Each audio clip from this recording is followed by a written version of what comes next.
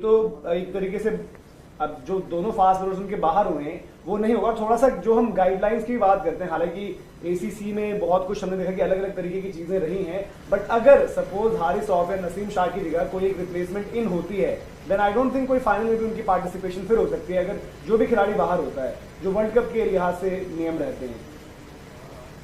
नहीं, मुझे लगता है कि वो हारिस रऊफ और नसीम शाह का रिस्क नहीं ले सकते वो। हाँ।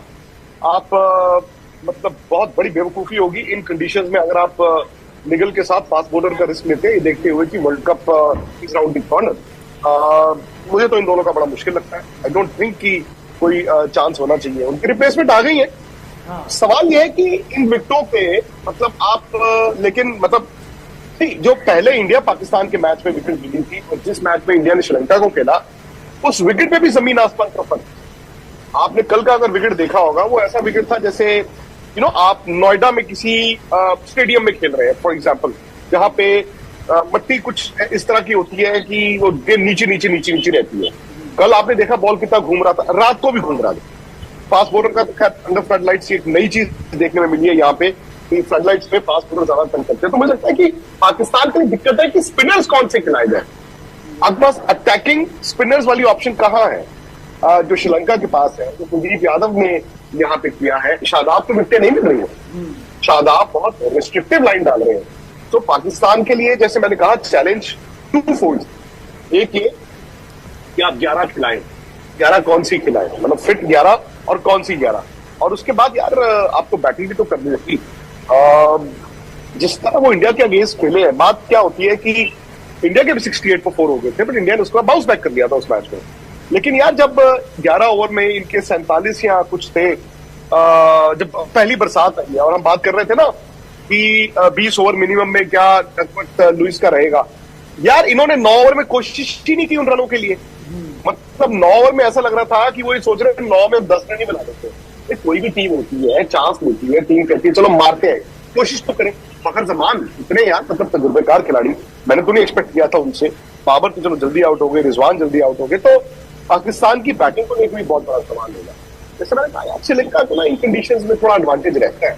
The only thing that goes in favour of Pakistan is कि उनके लिए ये कंडीशंस एलियन नहीं। वो पहले यहाँ पे टेस्ट सीरीज खेले, फिर वो लंका प्रीमियर लीग उनके पान भी खेले, फिर वो अफगानिस्तान के साथ यहाँ पे 3 वनडे मैचेस खेल के थे। तो ये उनके लिए एक छोटी सी ब्लेसिंग इन डिस्गाइज। सर, अब पाकिस्तान की जैसे 11-1 होते हैं, एक दिन पहले हमेशा दे देते हैं। अब आपको ये दिख रहा है कि 2 खिलाड़ी उनके नहीं है, मतलब जो नजर आ रहा साफ साफ कि 2 खिलाड़ी आपके फोर्स शायद बाहर हो जाएंगे। तो आप प्लेइंग 11 कैसे देख रहे हो? उनकी प्लेइंग 11 में क्या इंक्लूड करना चाहते हो आप? मतलब क्या नवाज का ऑप्शन वहां पर रखोगे कि फहीम को रख रहे पड़ेगा? मुझे लग रहा है कि देखिए, अगर नसीम और हारिस रऊफ, में उनकी इस वक्त प्रैक्टिस 5 बजे शुरू होनी थी और प्रेस कॉन्फ्रेंस भी थोड़ी देर में होगी, उसके बाद वो अपनी 11 मोस्ट लाइकली उस पर डिक्लेयर कर दें। बट 4 फास्ट बॉलर तो नहीं ही खिलाएंगे ये। अब पता चला जी विकेट भी कल चेंज हो गई, लेकिन श्रीलंका उसी तरह की विकेट पे इनको देगा जिस तरह की विकेट पे कल इंडिया को दिया उन्होंने।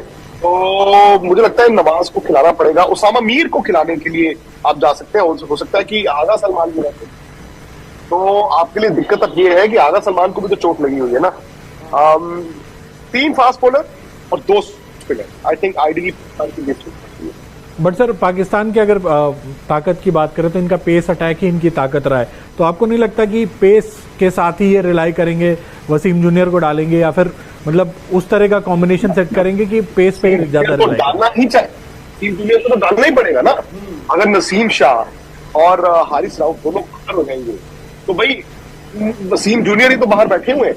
वसीम जूनियर अगर अंदर आ जाते हैं और शाहीन शाह अफरीदी भी खेलते हैं और तीसरा इनके पास फहीम अशरफ है, तो आगे 3 बनते हैं। और हो सकता है कि वो फहीम अशरफ की जगह अगर रिप्लेसमेंट उनकी आज प्रैक्टिस में उनको लगे कि हाँ यार ये बॉल डालेगा। आई थिंक एक तो उनका फास्ट बॉलर पहुंच गया था कल रात को, तो हाँ मेरे ख्याल वो पहुंच गए थे। शायद धवानी का मुझे नहीं पता वो पहुंचे कि नहीं पहुंचे। बट इवन अगर वो आगा सलमान वाला स्लॉट खुल भी रहेगा, उनको चोट है नहीं है, बट उसके बावजूद एक लगातार हम डिस्कशन ये कर रहे थे, इवन जब रिजवान भी नंबर 4 पर खेलते हैं उतना वहां पर उस तरीके से वो भरोसा नहीं दे पाते कभी कभी। तो जो सौद शकील इनके पास एक स्पेशलिस्ट बैटर हैं जिन्होंने भी अच्छा भी किया था इस सीरीज में, और उनको वो पहले तक इनके वर्ल्ड कप स्क्वाड और उस तरीके से स्क्वाड में नहीं थे एशिया कप के। उनको लास्ट मैच में खिलाया था अफगानिस्तान वाले और फिर स्ट्रेट अवे आपने ड्राफ्ट कर दिया था अंदर।